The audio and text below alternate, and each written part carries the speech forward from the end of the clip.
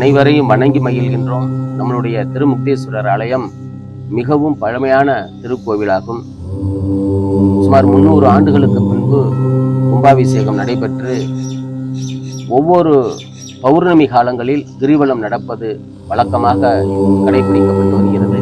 அந்த வகையில் இன்றைய தினம் 10/6/2025 அன்று செவ்வாய்க்கிழமை மாலை சரியாக 7 மணி அளவில் 11வது கிரிவலம் நடைபெற உள்ளது என்பதை மகிழ்வோடு தெரிவித்துக் கொள்கின்றோம்.